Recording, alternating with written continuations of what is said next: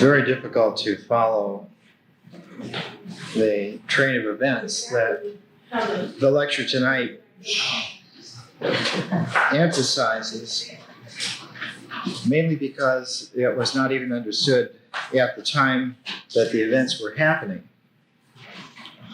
So I'll try to give some basic form and shape, rather as a sketcher would do rather than a sculptor, by truncating certain events and leaving out certain characters, the details of which are valuable and important in understanding the fullness of the direction. But we're dealing here with an event known as a landslide of history, where the accrual of energies and purposes simply outstripped anyone's capacity to understand what was happening. It doesn't happen very often in human history. It happened in Rome in the 1st century BC. To set the background, let's recall the fact that Rome had jumped forth in the Second Punic War under the mystical generalship of Scipio Africanus to a position unrivaled in the world of about 200 BC. There was a lot of hay made out of the fact that Africanus had somehow been privy to the energies which Alexander the Great had drawn to himself. And Africanus, in his own individual self, had never discouraged openly and definitely this kind of speculation. The fearfulness on the part of opponents to this kind of world empire demagoguery, however well deserved it was from an individual, however well worn it might appear in the hands of a distinguished individual like Publius Cornelius Scipio. There were those basic Republican individuals at Rome who shuddered with fear and terror at the idea of a Roman becoming a universal man. This notion of the God-man was a Greek notion. It was at home in the Greek world. It could very easily be transported from Athens to Alexandria without raising a whisper among the populations of either the Egyptians or the Greeks. But to have the notion of a God-man in terms of the old Republican agrarian matrix that was the Roman people, this seemed to be a sacrilegious affront upon propriety. And so, great as he was, Scipio Africanus was charged indirectly by certain elements in the Roman court.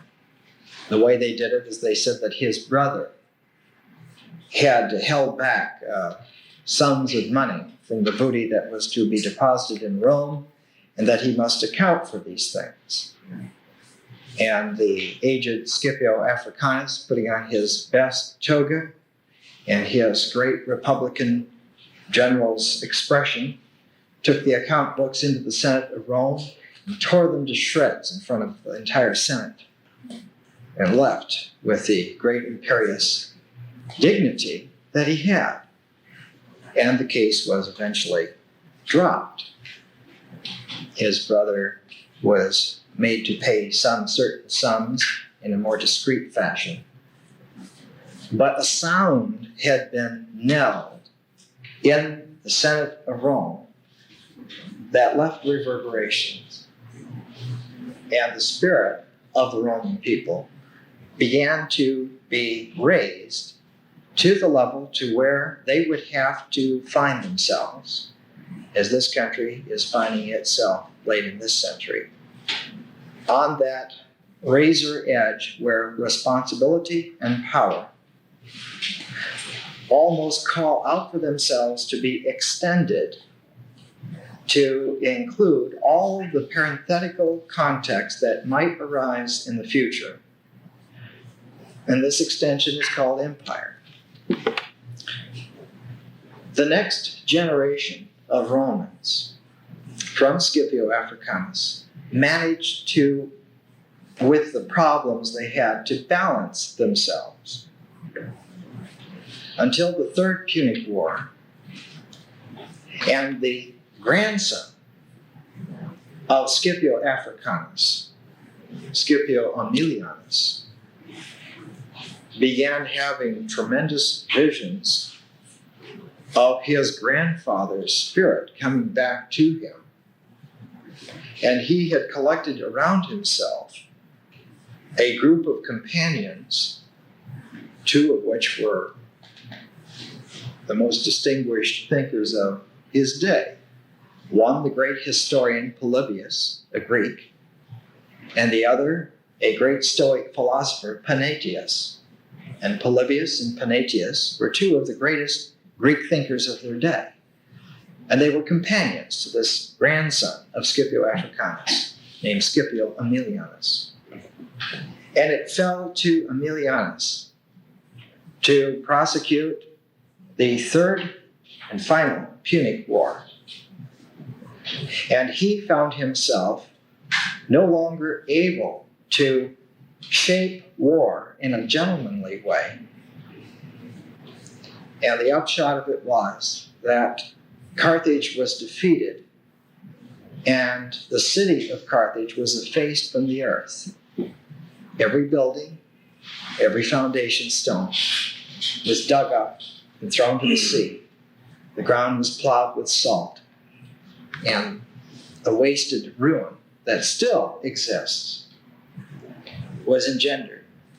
This was 146 BC. And the great historian Polybius was on the spot, saw the siege, saw the destruction. The great Stoic philosopher Panaetius also saw it. And then in the same year, the same process was applied in Greece, and several smaller cities suffered the same fate. And what it was the stamp of the Roman Imperium for the first time of not just no prisoners, but no more reality for these competitors ever on the stage of history again. So that the challenge spiritually for the Roman mind had entered into a nightmarish quandary that they had engendered in themselves power and authority and extension of themselves almost beyond the limits of their control. And that next generation, from Scipio Aemilianus on to Cicero, who we are to look at tonight, battled within themselves as individuals more than with others, and the Roman state began to reflect back in upon itself in internal domestic strife more than the challenges that would come from the outside. So that Cicero, being born in 106 BC, when he was in his 20s, we find the spectacle of a Roman general, Sulla, taking his armies and marching on Rome and destroying the entire constitution and writing a new one with all of his troops camped along the Sacred Way and on the Palatine Hill and the Capitoline Hill and the Aventine. And this spectacle of Rome going before 100 years from one council tearing up the records of one campaign to another council coming in and destroying the entire constitution of the Roman people. 100 years. What was the name of that general? Sulla. This happened about 80 BC, 82 BC. Cicero and Julius Caesar were almost contemporaries, Pompey. All of them born within a few years of each other. Cicero 106 BC, Pompey 106, Julius Caesar 102. They knew each other as youngsters. Cicero's father had moved to Rome, and on the Carinae Way had found a house. Cicero had a brother somewhat younger than him, a couple of years younger. And so the two boys were raised right in the center of cosmopolitan Rome. When Cicero was quite a young man, still a teenager, he took part as an advisor, as a young aide de camp for Pompey's father, and there met the young Pompey. He had known Caesar as a young man in Rome. And it was apparent to Cicero that his constitution, his own individual self, his character, was really not that of a general. He wanted very much to be in the limelight of history. He was that kind of an individual. And for him, the central moving arm of history was encapsulated in the Latin reason is ratio and language is oratio. So that Cicero began to think of himself as someone who would position his expectations for fame in the arena of language rather than in the military arena. And commensurate with that, he sought to improve himself and train himself, much like an actor today will go and take voice lessons and diction lessons and posture and delivery and the whole range of facilities.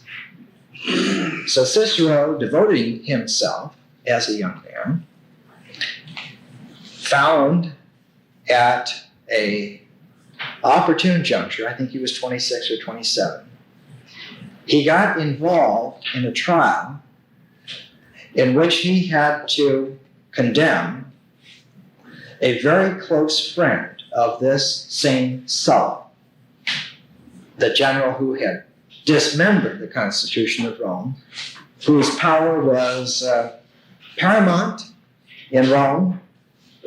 And Cicero, in a very, very famous trial, managed to win the case and disguise in his assertions all the way through any real damaging statements about Sulla, managing by wonderful tricks of language. Latin at the level of Cicero is a very articulate language, and won the case, but then decided that he had better take a small vacation from Rome and left for 2 years. He came back after Sulla died. Where would he go? Well, a man like this, desiring the best in terms of ratio and oratio, went to Greece and spent some time there in Greece, and then had word of a great teacher who lived on the island of Rhodes, the city of Rhodes, and spent a year studying under one of the most remarkable men of Cicero's time, an intellectual giant, somebody who was on the par with Aristotle, but whose works have been lost to us. And we have just a few handfuls of fragments, so one hardly ever hears about Posidonius. But Posidonius was, in antiquity, the most learned man of his time. He was traditionally assigned now as a Stoic, a member of the Middle Stoa, the old Stoics back in the 4th century BC.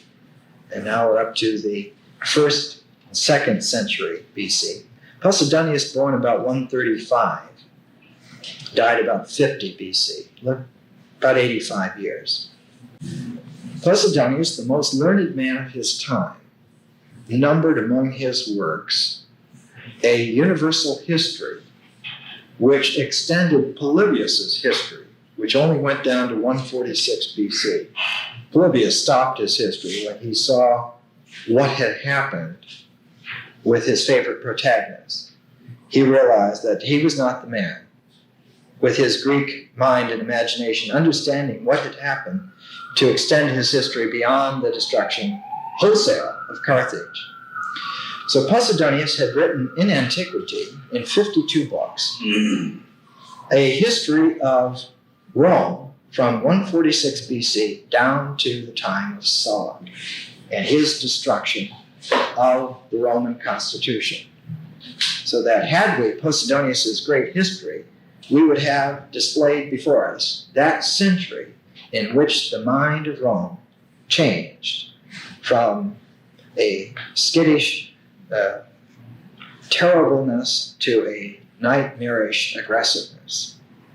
Another volume that we miss with Posidonius is his great volume on universal philosophy, because Posidonius managed to integrate in his vast learning, examining all the various facets of intelligence and investigation, much like Aristotle, going back to the basic sciences, biology, investigation, physics, geography.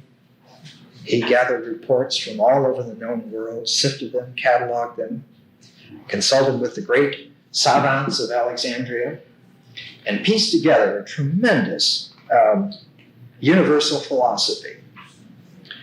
And the essential structure of the philosophy of Posidonius is that all of reality is an organic whole, and that in the inorganic elements of nature, the unity that holds together physical, natural reality transforms itself in organic nature into a living structure, so that there is, in the crystalline world of inorganic nature, a certain structure which flames into life and becomes a vital organizing energy that, as it penetrates through the various levels of animal, man, and gods, organizes in a durational, ongoing, unified way all of reality.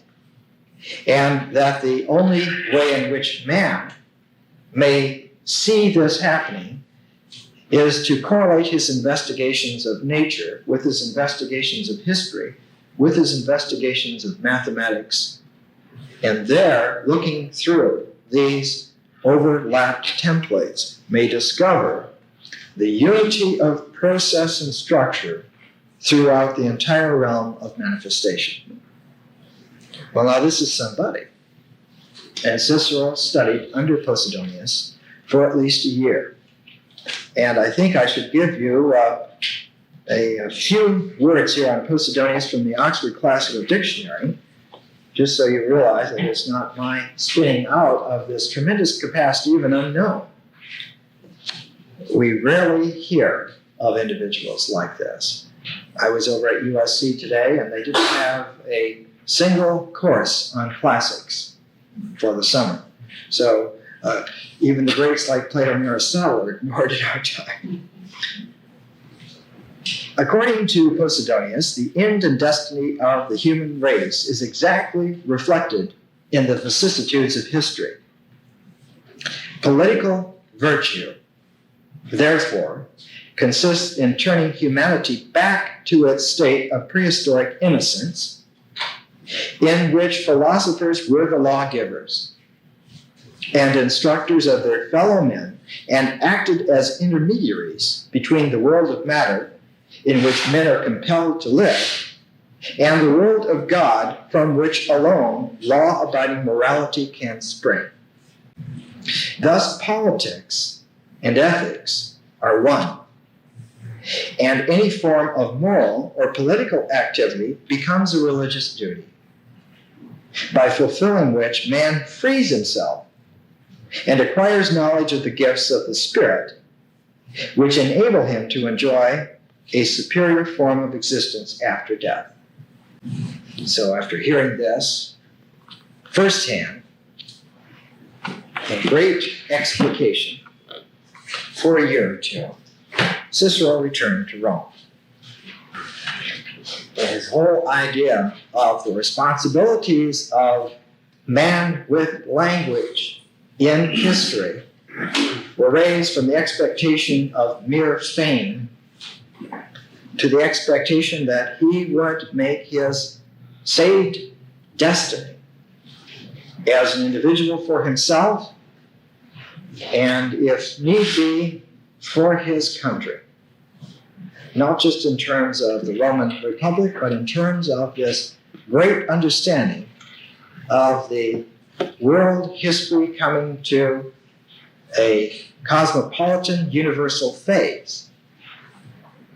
So that Cicero traditionally has been called the watchdog of the Republic, but he is also the harbinger of the world, the one world, the universal world, where man as a species lives in a total harmony. I'm sorry to have to truncate all of these grand ideas and philosophies, but you can see at least there's enough here for you to investigate and fill in the details for yourself. Now this development,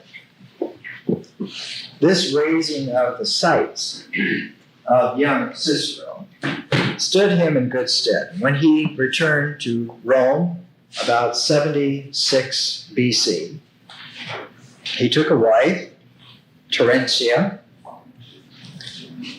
He became very, very quickly one of the finest, what we would call lawyers at Rome.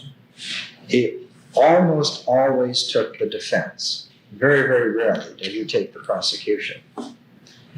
But his ambition had been flamed into a universal crusading level. And add that on to his knowledge of history, his realization of the past, and you begin to see some very, very interesting developments in Cicero's life. And, in fact, just to tack this point down, just to bring through to you the extraordinary aptness of this pattern of development, one of the most famous works of Cicero, which survives, is called the Somnium Scipio, the dream of Scipio, in which Cicero relates that he had this enormous dream of Scipio Aemilianus coming to him and taking him, Cicero, up to the empyrean level of the stars and looking upon not just the Roman Empire, but the earth and all of the celestial bodies, and seeing that this purpose, this universal purpose, extends even beyond the planet. And the Somnium Scipio, even though it's just 7 or 8 pages, is one of the great documents of classical antiquity. We have it because it was embedded in a book called Macrobius' Commentary on the Dream of Scipio. And had it not been for Macrobius, we might not have had the dream itself. A few words from that excerpt. Cicero relates, "After we parted for the night, I fell into a deep slumber, sounder than usual because of my long journey and the late hour of retirement. I dreamt that Africanus was standing before me." Now, this is not the original Scipio Africanus, but his grandson, who had the same appellation. He also conquered Africa. "I dreamt that Africanus was standing before me.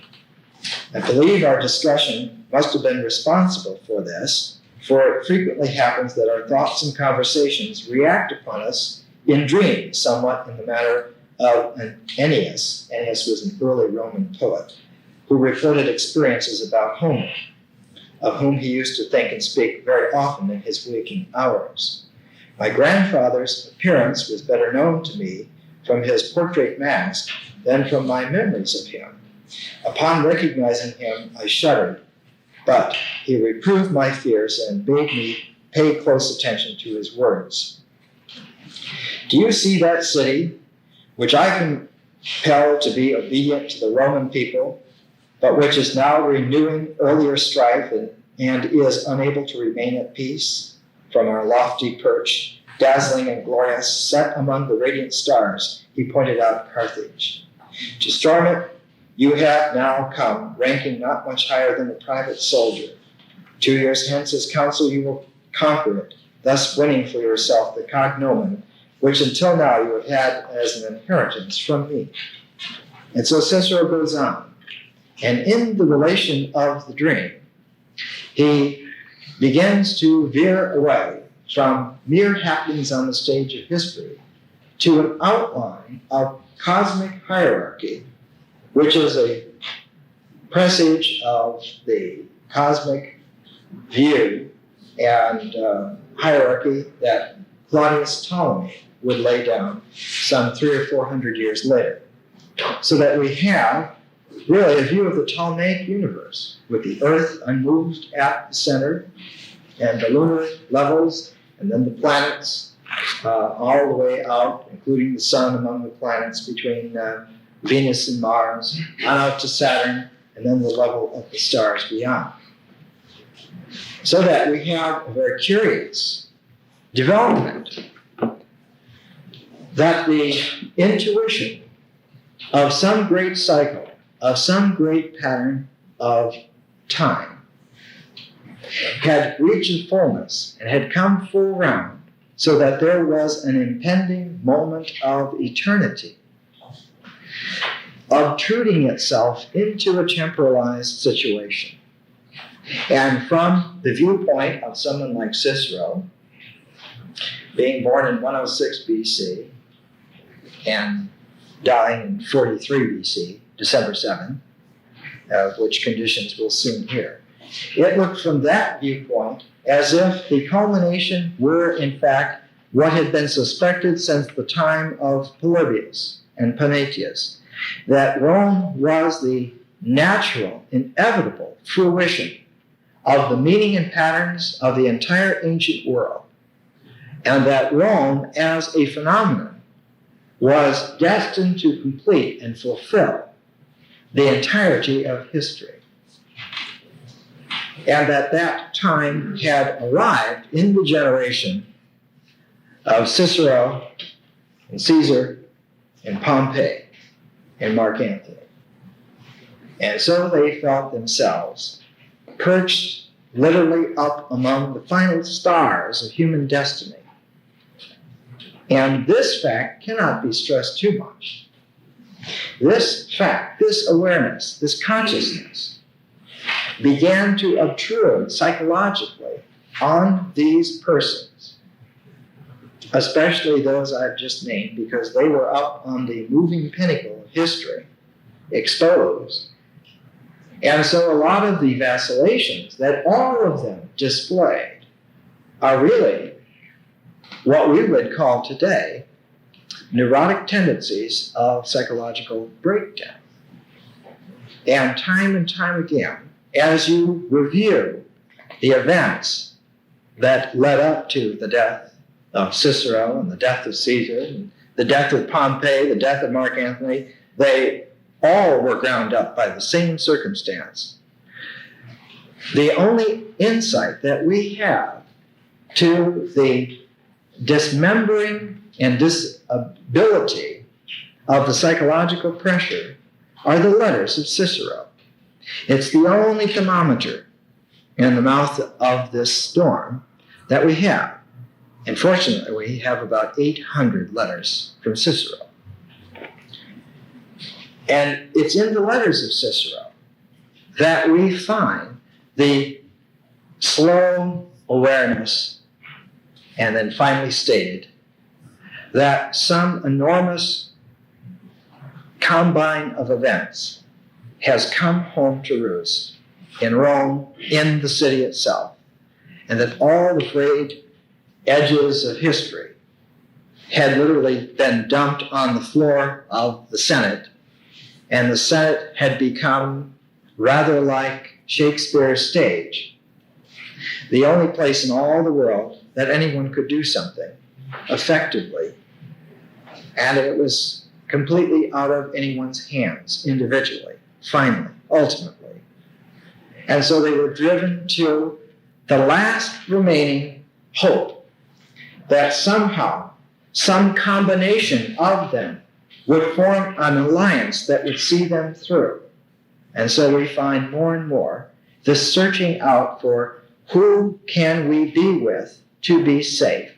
What combination of us will survive these catastrophic, horrendous situations that obviously have been foretold for centuries and seen for decades, and we've lived them for years, and now they're here. Who can we trust? And it's in the letters of Cicero that we find this recorded most eloquently, really. How are we doing on time? Are we About 20 minutes. 20 minutes? Okay, I'll zero in on this. Half of the remaining letters of Cicero, over 400 of them, are to one man, his friend Atticus, who lived in Greece. So that we have not only one individual recording literally day by day, sometimes 2 or 3 letters a day, and year by year, for 22 years previous to the events where everything became completely unraveled, an account to one other man, a great confidant of Cicero, so that in the letters to Atticus, we find perhaps the only kind of history that could ever be written about the scale of the tragedy that happened. All that we have are about 430 letters, like fragments thrown out from the most sophisticated master of language of his time to the closest friend that he had. And it's through reading these letters and intuiting and piecing together the context in which they occur that we finally come to the point to where we understand what had happened and can appreciate the magnitude of the courage of all of the individuals involved. No longer concerned with good guys or bad guys. They were all human beings attempting to survive what seemed to them at the time increasingly an inevitable slide into oblivion. The first, I made a selection here of excerpts all the way through. I'll see what we can do with this. The first selection, just a paragraph. I've chosen paragraphs from about 20 letters that will give us the whole movement here.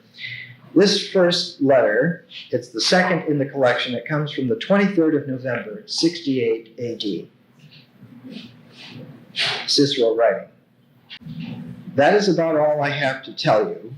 If you succeed in finding any objects of art suitable for a lecture hall, which would do for you know where, I hope you won't let them slip. I am delighted with my place at Tusculum, so much so that I feel content with myself when and only when I get there. Let me know in full detail about everything you are doing and intending to do. So they begin with young man, 28 years old, running to a dear friend about buying some objects of art for his new place. He's going to set up an academy. He's going to have a place in the country to retire to from Rome, and he's going to teach.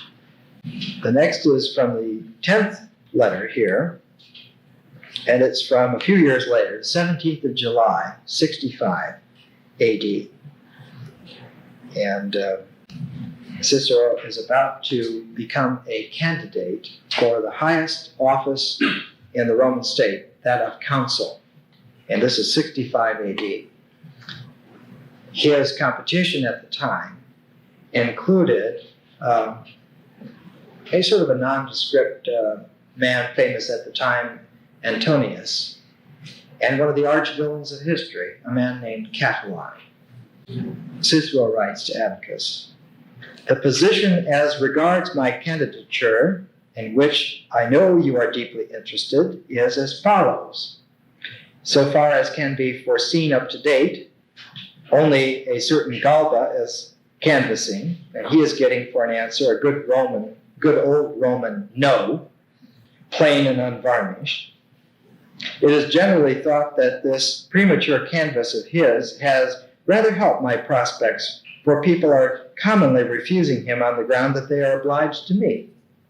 So I hope to draw some advantage when the word goes round that a great many friends of mine are coming to light. I was thinking of starting my canvass just when Cincius says your boy will leave with this letter, the 17th of July. And in this, there's an interesting mention here. Of the present candidates, certain Caesar is also regarded, and the other Antoninus. Now, Catiline was one of these suave, wealthy men who was a patrician by long birth and standing. He was a tall, sort of powerful, aggressive individual, somewhat given to violent, sensuous passions. And he regarded Cicero as a throwaway candidate because Cicero was a novus homo, that is, a new man. He did not come from a long patrician line. He was someone who came from the old equestrian ranks, from the countryside. In other words, he might be talented with language, but he has no lineage. So Catiline, in 65 BC, began to try as a way of getting this office to force his way into office by making it seem that he was really a force to be reckoned with, and you'd better put me in to the regular flow of power, or I might be hard to handle.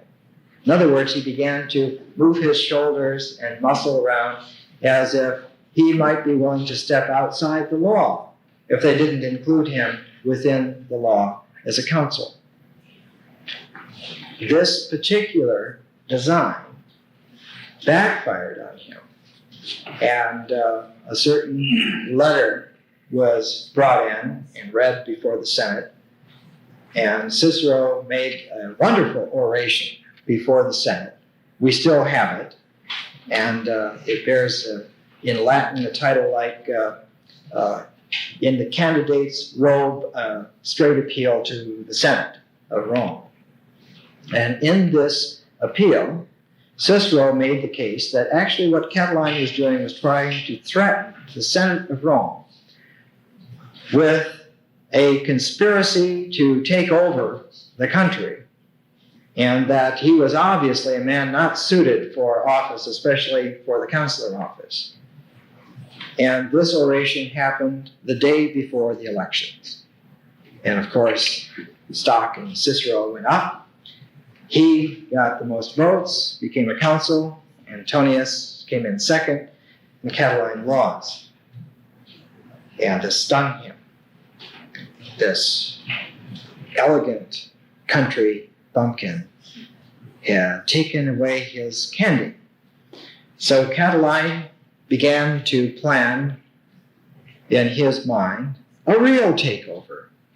And it was in 63 BC, 2 years later, that when Cicero was in fact placed into the consular office, that Catiline began to move in the great conspiracy. It's actually the second conspiracy to murder Cicero and to murder about half the Senate of Rome, and to appear at the moment that these murders were being carried out with a great force, and to assure them that with Catiline all order would be reinstated and Rome would be saved.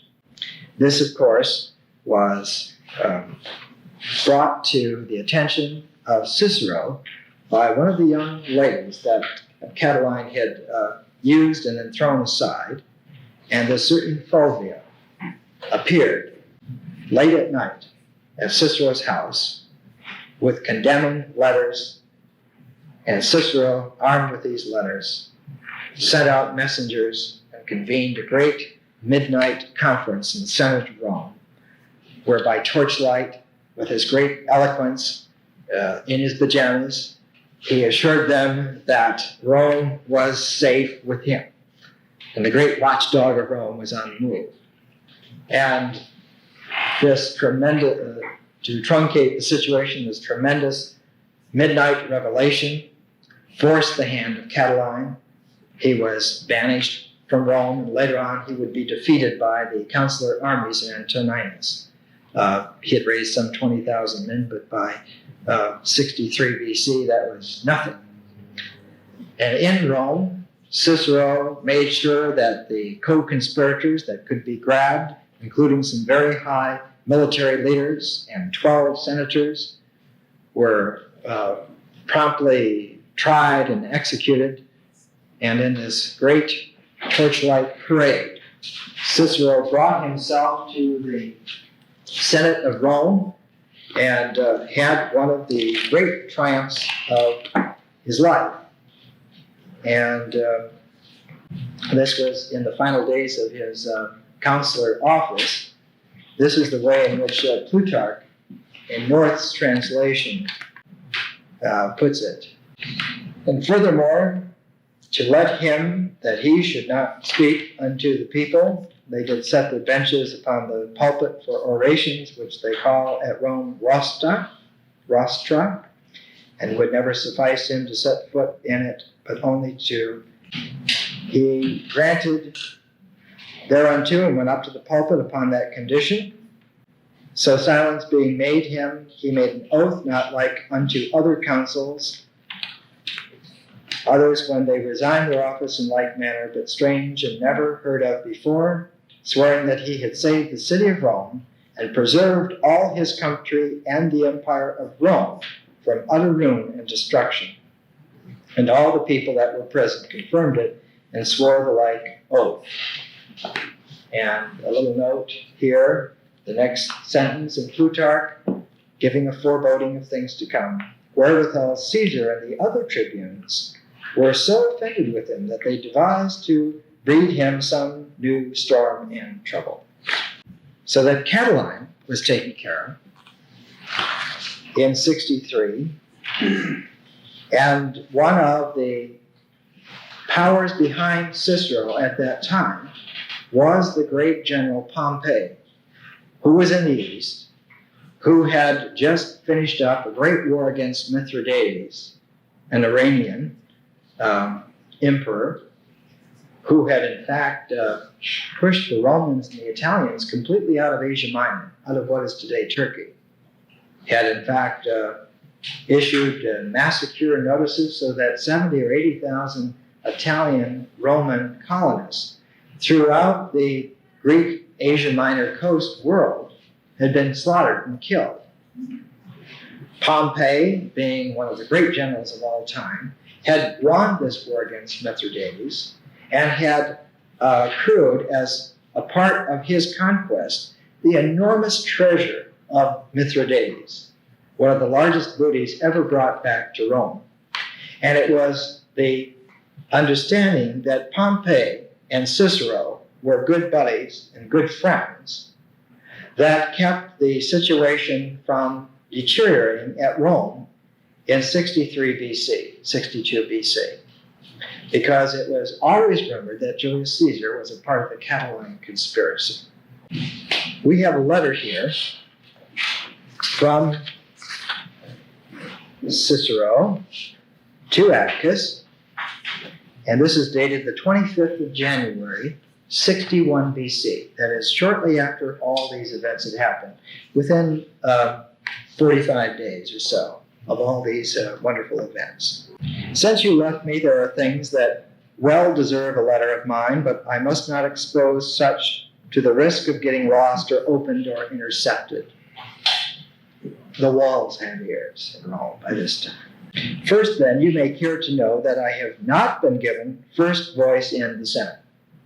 The pacifier of the Allobroges being put in front of me, at which the House murmured, but I myself was not sorry. That means that the other council was made the first voice, princeps, senatatus, the first voice of the Senate. The House murmured at this. In other words, Cicero should have had the honor. But I myself was not sorry. I am thereby relieved of any obligation to be civil to a cross-grained individual and left free to maintain my political standing in opposition to his wishes. Moreover, the second place carries almost as much prestige as the first, while one's inclinations are not too much fettered by one's sense of the counselor's favor. And he goes on. The next letter, the 13th of February, 61 BC. He writes, I have already given you a description of Pompey's first public speech. He had come back to Rome. Of no comfort to the poor or interest to the rascals. On the other hand, the rich were not pleased, and the honest men were not edified. So, a frost, meaning nothing. Everyone was unimpressed. He was not an orator, Pompey. Then an irresponsible tribune, Fufius, egged on by Consul Piso, called Pompey out to address the assembly. This took place in the Flaminian Circus. The Flaminian Way was the great north road out of Rome, and there was a circus there, not the Circus Maximus near the Forum, but on the Flaminian Way in the northern part of Rome. It's downtown today. But on market day, just where the holiday crowd was gathered, Fufius asked him whether he thought it right for a jury to be selected by a praetor, that is, a judge, to serve under the same praetor's presidency, that being the procedure determined by the Senate in the Claudius sacrilege case. Pompey then replied very much as a good aristocrat that in all matters he held and had always held the Senate's authority in the highest respect, at considerable length too. And he goes on with that. And the next letter that I've selected out here, and I think I'll have to skip a few here so we don't lose our time. This one, January 20th, 60. By now we've had a year, and conditions have not become settled. As the dust began to settle, people could see that the anxiety level was rising again. Cicero writes to Atticus, I must tell you that what I need most badly at the present time is a confidant, someone with whom I could share all that gives me any anxiety, a wise, affectionate friend to whom I could talk without pretense or evasion or concealment. My brother, the soul of candor and affection, is away, is not a person at all, only seashore and air and mere solitude. And you, whose talk and advice has so often lightened my worry and vexation of spirit, the partner in my public life and intimate of all my private concerns, the sharer of all my talk and plans, where are you? I am so utterly forsaken that my only moments of relaxation are those that I spend with my wife, my little daughter, and my darling Marcus, his son. My brilliant worldly friendships may make a fine show in public, but in the home they are barren things. My house is crammed of a morning. I go down to the Forum surrounded by droves of friends. But in all the multitude, I cannot find one with whom I can pass an unguarded joke or fetch a private sigh. This is 60 BC, 20th of January. His next one, a few months later, March 15th, 60 BC. Home affairs stand thus. Tribune Flavius is vigorously pushing his agrarian law with Pompey's backing. There's nothing popular about it except the mover. With the approval of an assembly, I advocated the deletion from the bill of all provisions detrimental to private interest. I was for releasing from its operation such land as was in state ownership. And he goes on.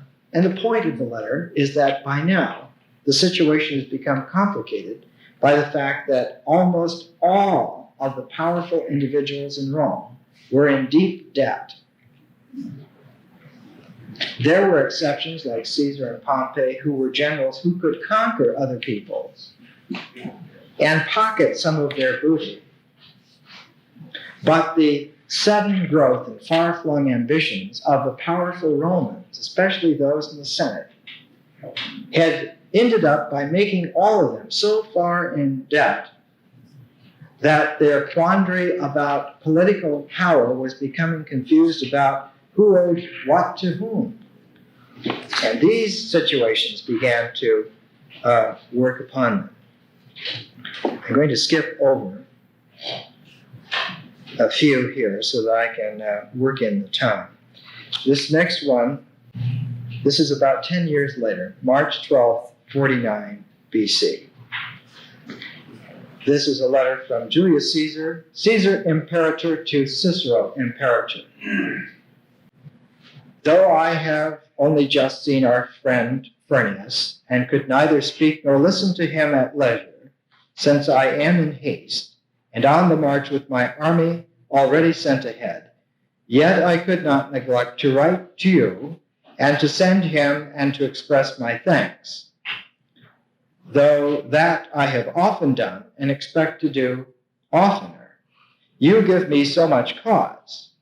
Especially I ask of you, since I have every hope of getting to Rome in the near future, to let me see you there, so that I may be able to avail myself of your advice, influence, standing, and help in all matters. To return to my point, you must forgive my haste and the brevity of this letter. You will learn all else from Furnius. Typical directness of Caesar's writing. You get the cast that Cicero, somewhat of a nervous individual, highly literate, but always putting parenthetical phrases in the midst of a statement. Contrast to that, Caesar's cold, calculating excellence. Everything in its order, every last block, and the keystone he had back here. That sort of personality. The next letter from the next year, Brundisium, down on the Italian coast, the 17th of December, 48 BC. Many thanks for your letter, in which you have set down in detail everything you thought concerned me. Very well, I shall do as you say that they think best, i.e., that I should keep the same lictors as I now have. The concession made, you say, to Cestius. I suppose he was not allowed to keep his own lictors. These are men who carry the signs of office, but given them by Caesar. For I hear that Caesar does not recognize senatorial decrees passed after the departure of the tribunes. Therefore, if he wants to be consistent, he will be able to authorize my lictors. But what am I doing to be writing about lictors when I have almost been ordered out of Italy? Antony, Mark Antony, has sent me a copy of a letter from Caesar to himself, in which Caesar says that he has heard that Cato and L. Metellus have returned to Italy, intending to live openly in Rome, that he does not approve of this in view of the risk of disturbances resulting, and that all persons are barred from Italy except those whose cases he has personally reviewed. He expressed himself pretty strongly on that point. You can bet he did. So Antony wrote asking me to excuse him. He had no choice but to obey the letter. And he goes on from there. I think perhaps at this time maybe we should take a little break and we'll pick up with this after our tea. But you can see that by now the situation has changed. Someone's making a play to take over. Caesar. I guess just to underscore the developing theme tonight, I'll look ahead 15 minutes and give you a quotation to begin the second half. This is a quotation from Lucretius, De Rerum Natura, Nature of the Universe. a treatise on cosmology. But listen to the language that he has. This dread and darkness of the mind cannot be dispelled by the sunbeams, the shafts of day, but only by an understanding of the outward form and inner workings of nature. In tackling this theme, our starting point will be this principle: nothing can ever be created by divine power out of nothing. The reason why all mortals are so gripped by fear is that they see all sorts of things happening on the earth and in the sky with no discernible cause, and these they attribute to the will of a God. This was written at the same time as the letters of Cicero. Men's minds are filled with fear that the sunlight cannot dispel. Only a comprehensive conception of the outward form and the inner workings will save man's mind. Well, let's return to the schedule of letters. We left off in 48 BC. We're down to 46 BC. It's an uncertain date, May or June 46 BC. Cicero writing a little lighter to Atticus. If there is one person in the world less prone to blarney than I think it is you. Or, if either of us ever flatters a third party, at least we never flatter one another. So listen to what I tell you. May I die, my dear Atticus, if I consider, I won't say Tusculum, where otherwise I find things pleasant enough, but the islands of the blessed, worth separation from you all day long. Well, for these 3 days, we must grin and bear it. To assume that you are similarly affected, as of course you are. But I should like to know whether you are leaving today, immediately after the auction, and what day you are coming. Meanwhile, I employ myself with my books. It's a nuisance that I don't have Venonius's history. However, not to omit business altogether, that debt assigned me by Caesar can be handled in 3 ways.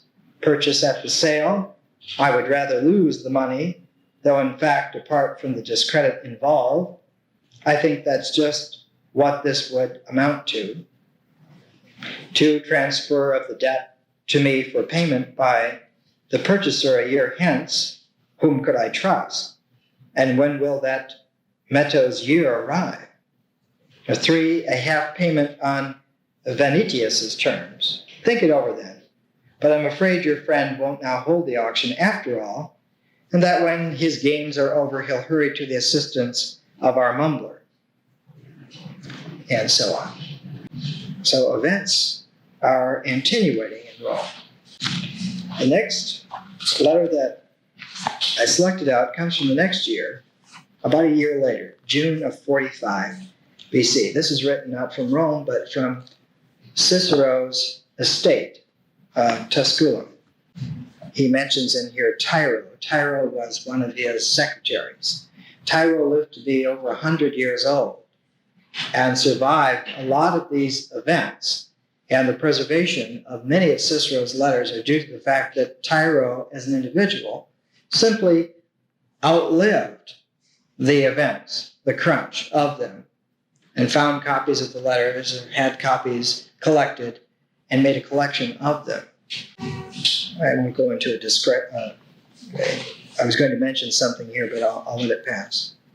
I am waiting to hear from you if there is any news about Brutus.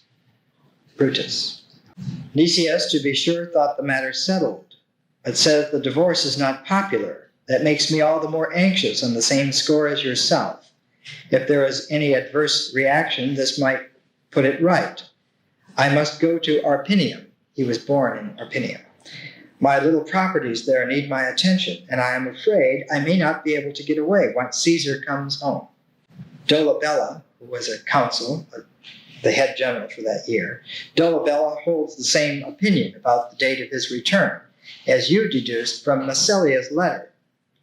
When I get there and see what there is to do, I shall let you know approximately when I shall be coming back. There's uncertainty as to the date of the return of the dictator, Caesar. His plans have been kept to himself.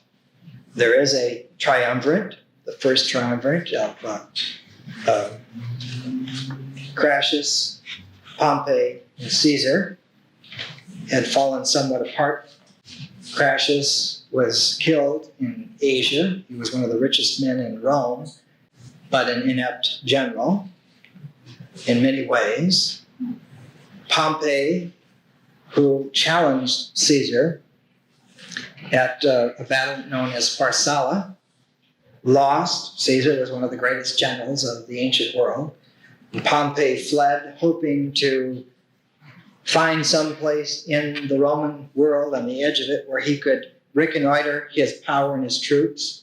So he went to Alexandria, and when he stepped off the ship, he was met by a knife in the ribs by one of the Hellenistic Roman generals at Alexandria, seeking to curry favor with Caesar.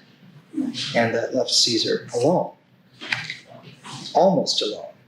There was still Cicero.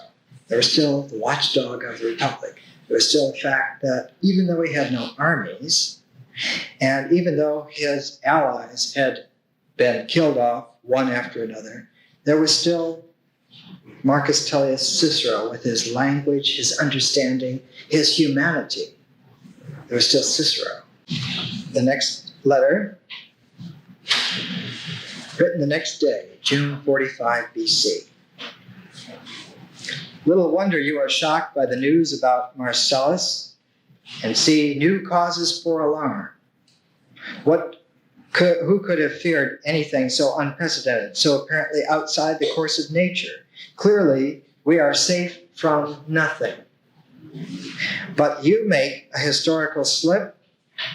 You of all people, when you speak of me as the last surviving consul, that is, so many noble Romans had been killed off, that Cicero points out to his friend that there is one other besides himself who had held a consulate position before Caesar. So that what we have is a reflection here in his letter to Atticus, within the realm of being discreet, of saying, oh, I'm not the last surviving man of the Republic. Isn't there one other? What do you call Servius?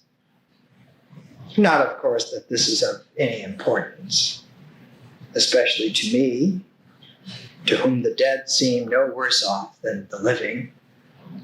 What are we, after all, or what can we be, at home or abroad?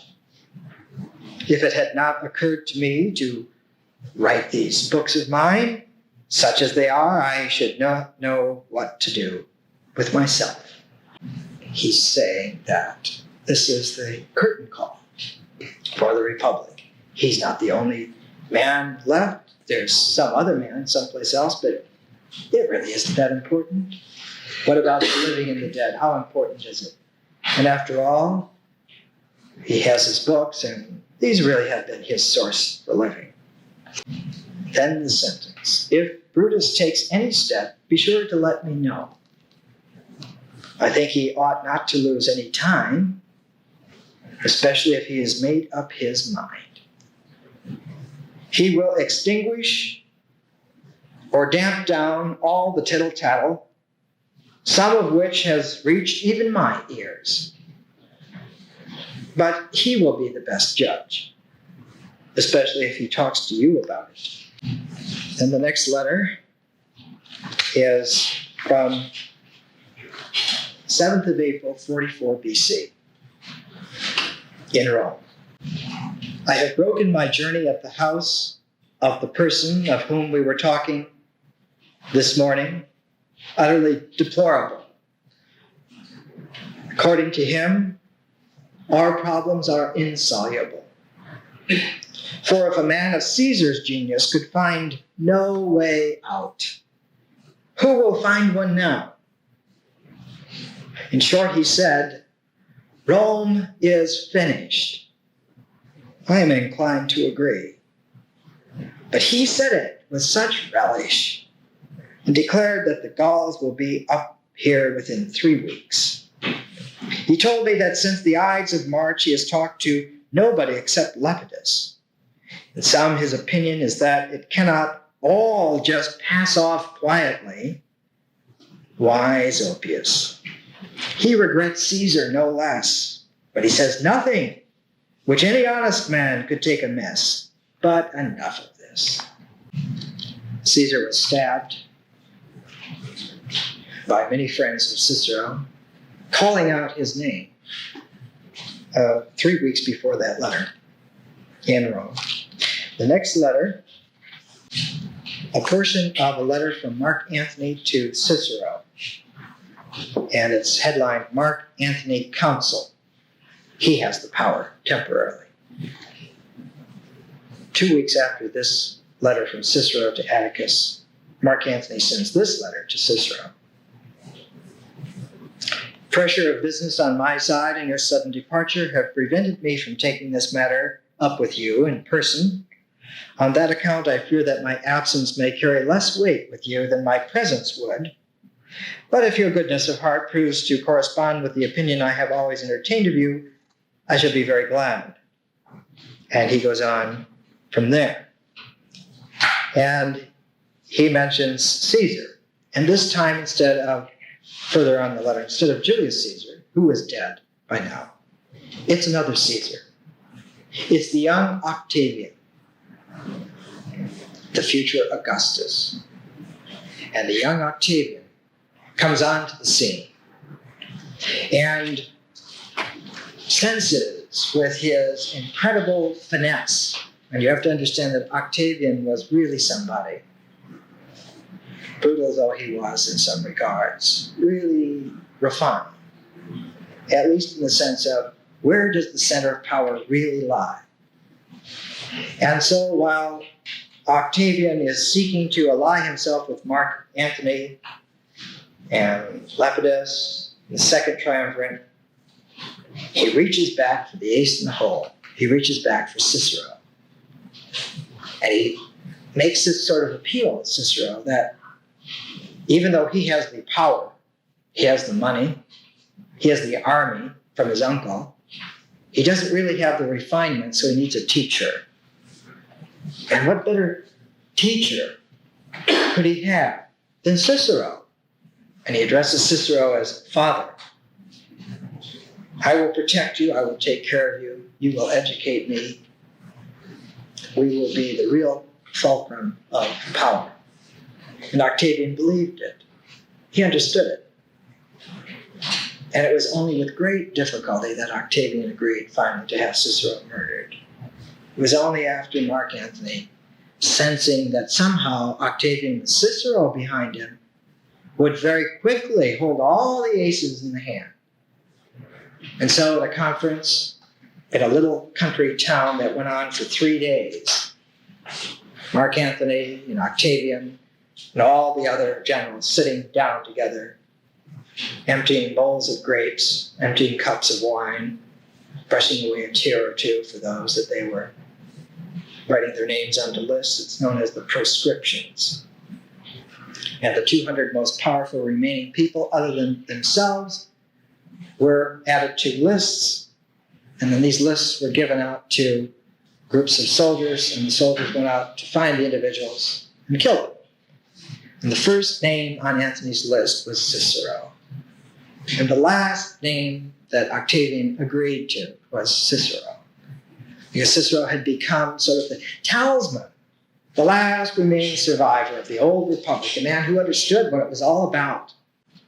When you quit responding to the dreams of power and the nightmares of this fearfulness, when you looked as a human being at life and mankind, Cicero still understood that, still had that in. But there was a lot at stake. Octavian, realizing that he had the inside track, which he did, Realizing that the impetuousness of Mark Antony couldn't possibly last, he was still young. The other member, the second triumvirate, was nothing at all. And so Octavian, on the third day, sold his teacher out for the empire of the world. They searched for Cicero, and I think the last letter that we have in here, 7th of June, 44, still some months to go. I arrived at Antium before midday. Brutus was glad to see me. Then before a large company, including Servilia, Tertulia, and Portia, he asked me what I thought he ought to do. This was Brutus who had stabbed Caesar. Favonius, too, was present.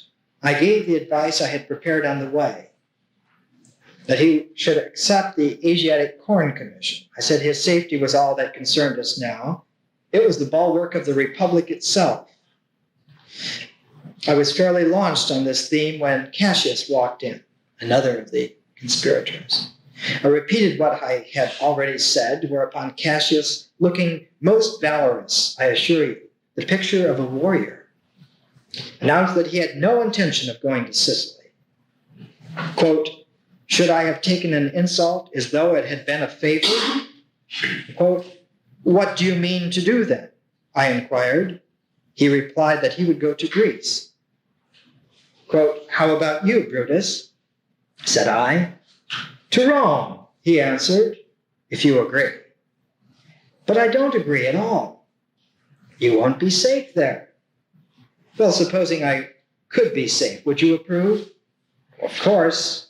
And what is more, I should be leaning against your leaving for a province either now or after your praetorship, but I cannot advise you to risk your life in Rome.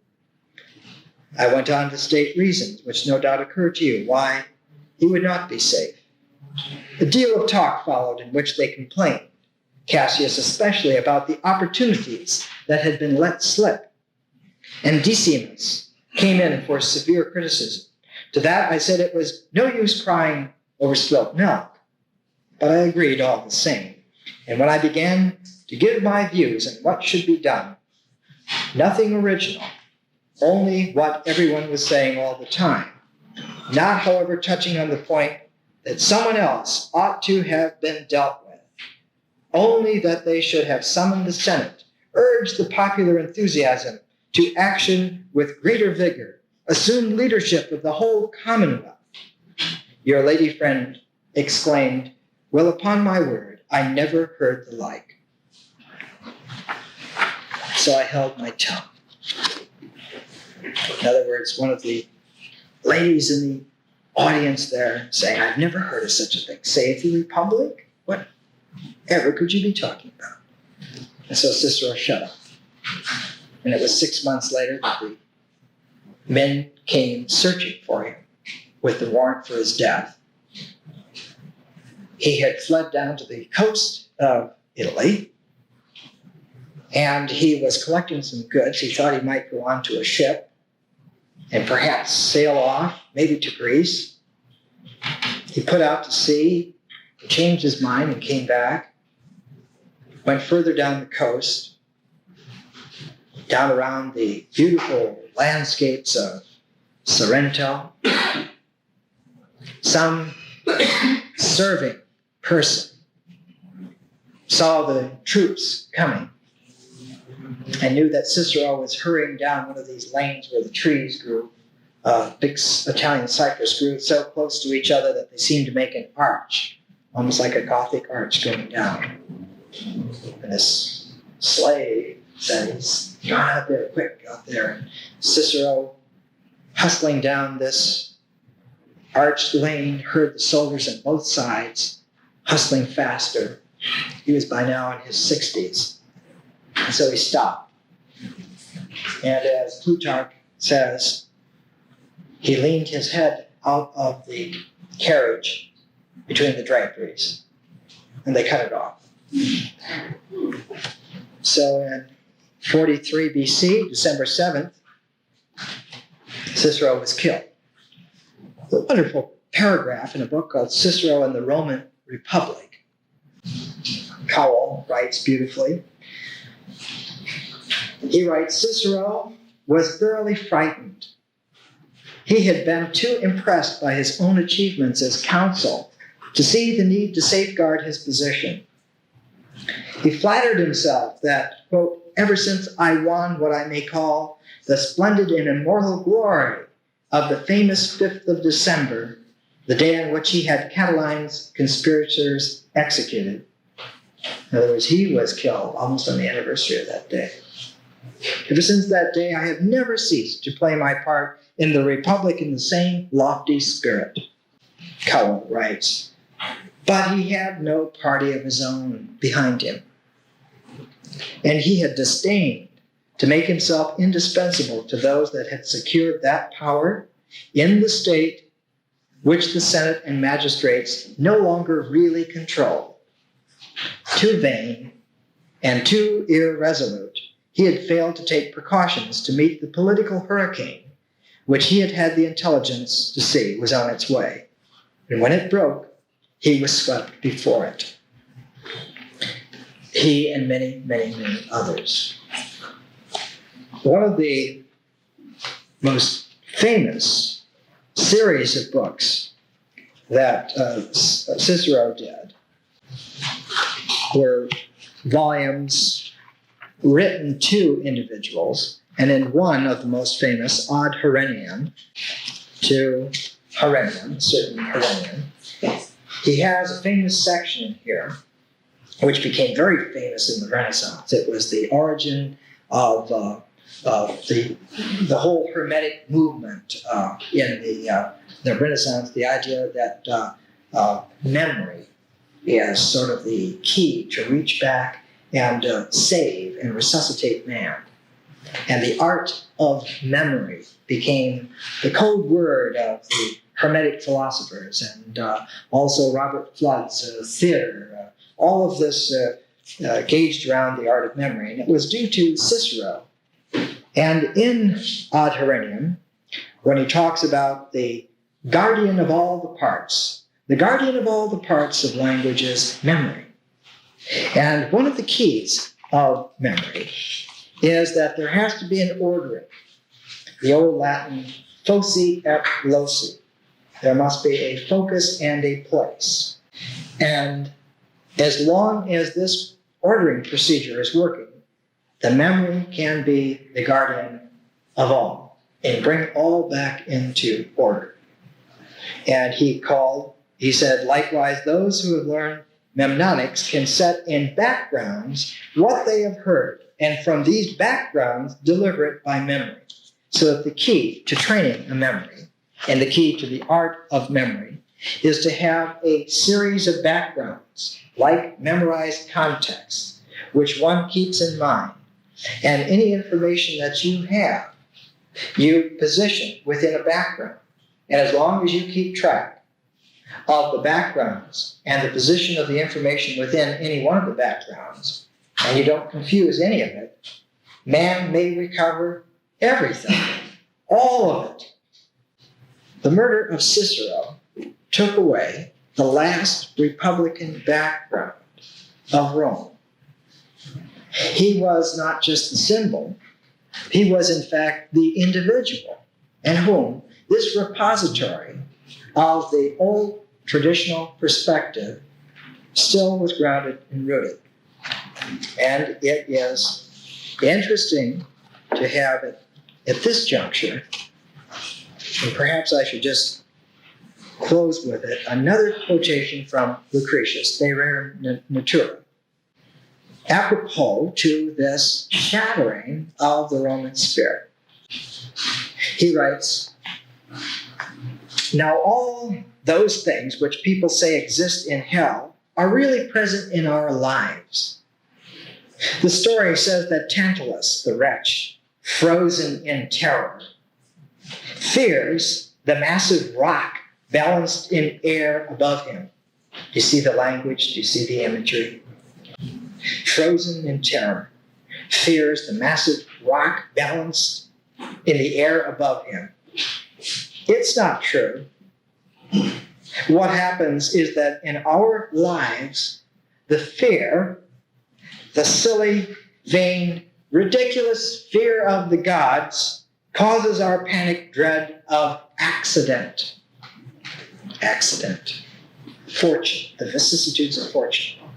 Tyche, the Greek word, tyche. The very thing that Polybius wrote his history was to discover, is there such a thing as fortune working in history? Is tyche loose in our lives? Is this irrational roulette of the gods really a part of man's life? Or do we, by our understanding and ordering, make history ring out true and finally blossom full into a universal history?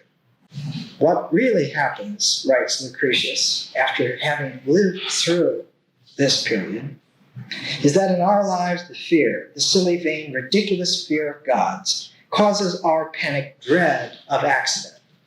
We become immobilized to act because we think, what if, until we are absolutely enmeshed in what ifs. Nothing is done.